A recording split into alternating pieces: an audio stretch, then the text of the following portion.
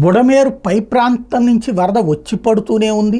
అదే సందర్భంలో ఇక్కడేమో గండిపడి ఊళ్ళల్లోకి నీళ్లు వెళ్ళిపోతూనే ఉన్నాయి. దానికి పరిష్కారం ఏంటో అర్థం కాక తలపట్టుకోవాల్సి వచ్చింది. 2 గండ్లు చిన్నవి కాబట్టి పూడ్చగలిగారు. పెద్ద గండిని పూడ్చడం అసాధ్యమై చివరికి స్వయంగా చంద్రబాబు గారు కేంద్ర రక్షణ మంత్రి రాజ్నాథ్ సింగ్తో మాట్లాడాక వచ్చినటువంటి ఆర్మీ అద్భుతంగా వేగంగా పూర్తి చేసింది. అదే రాకపోయి ఉంటే ఇంకెన్నాళ్ళు దానంతట అదే నీళ్లు ఆగిపోయేదాకా బెజవాడ మునిగుండాల్సి వచ్చేది. గండ్లు పూడ్చేందుకు వచ్చిన సైన్యం సహాయక కార్యక్రమాలు చేపట్టింది.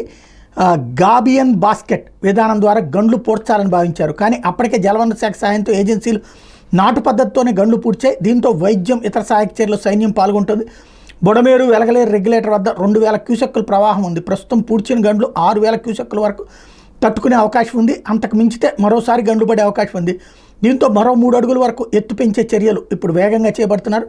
కట్ట వెడల్పును పెంచి సీపేజీని అరికట్టాలని నిర్ణయించారు. మరో వాయుగుండం హెచ్చరికలతో భారీ వర్షాలు వస్తే ముప్పు పొంచి ఉందనే ఆందోళన వ్యక్తమవుతోంది.